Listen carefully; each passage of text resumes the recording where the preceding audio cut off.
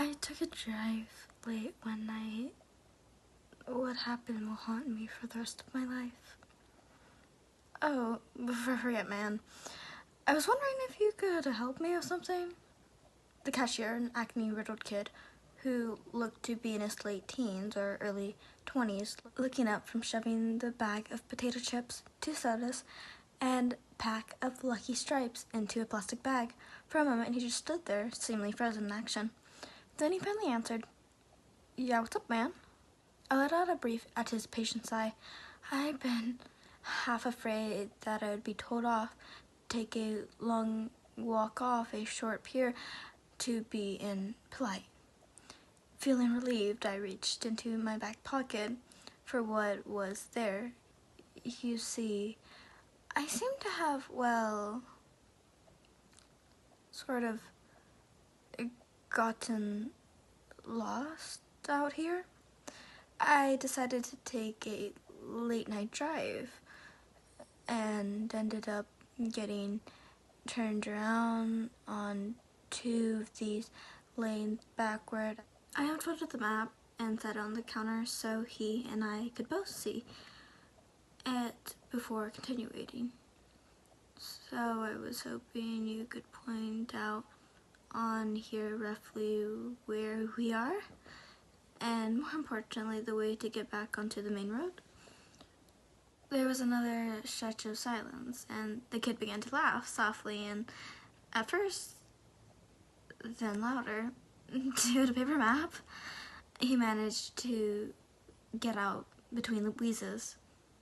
Are you real? What year do you think this is, 1993? For my part, I simply let out a resigned sigh. I had a bad feeling I would be getting this sort of reaction from someone his age, and it looked like I'd been correct. Can't say I didn't see this coming. He wiped tears from his eyes of the corner and looked at me. Seriously, bro? Don't you have a GPS in your car or something? He said.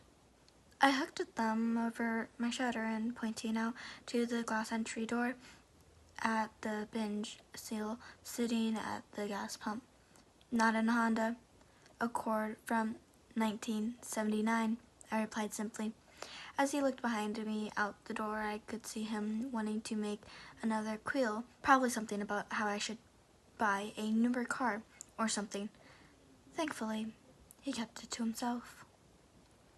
Instead, he leaned over the map and still chuckled softly to himself, began looking at it, and a few minutes later, he snapped his fingers. Ha! I still got it, he said proudly, then pushing his finger down near the middle of the map and looked up at me. We're right about here. Roughly 6 or 7 miles outside Placer? I leaned over the counter to see as he drew his finger away. Here?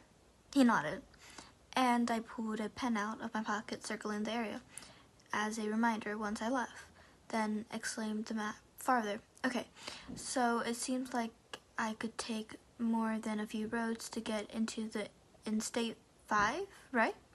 The kid nodded again, clearly already bored with me, the usual reaction by the slightly annoyance look which had begun to cross his face. Sure, he said simply, then placed my baggage items on top of the map. There'll be $14.50 for this and $28.50 for the gas. I reached into my back pocket and pulled out my wallet, withdrew 3 20s, and handed them to him. The cashier let out a trademark ding as it shot open. He placed the bills in it before pulling out and handed me my change. Placing it in my wallet back into my pocket, I picked up the bag and folded the map back up. Thanks for the help, I said as I turned to head to the door. Yeah, no problem. I heard him mumble at me as I crossed to the front door and pushed it open. A small bell, dong, from the inside handle jangling as I stepped outside and let the door swing shut behind me. The sound of the refrigerators humbling and the fluorescent lights softly buzzing was replaced by those of summertime forest at night. Crickets and cowslips buzzing loudly in the grass around the store, almost overwhelming the buzzing sound of the lights over the pumps. The sound of an owl hooting loudly echoed through the tree, followed by the loud call of what had to be an elk. I inhaled the clean air before heading down to the steps of my car and pulling open the driver's door, and I took one last look around before dropping into the driver's seat. "So, did you find out where we are?" asked a voice from the passenger seat. For a split second, a wave of confusion and panic swept over me, and I spun into my seat. I was immediately replaced by a wave of embarrassment, amplified as my friend began to let out a deep laugh. "Dude, were you in there that long that you forgot I was out here waiting for you?"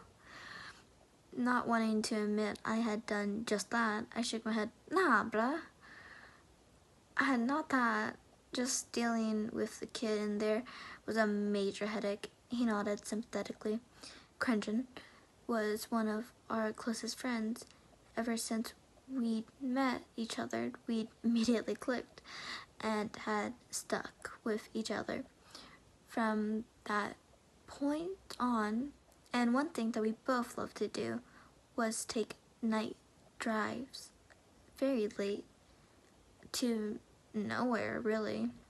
Simply driving around with no destination in mind, listening to the radio and occasionally sharing a joint, one of us, which we would buy.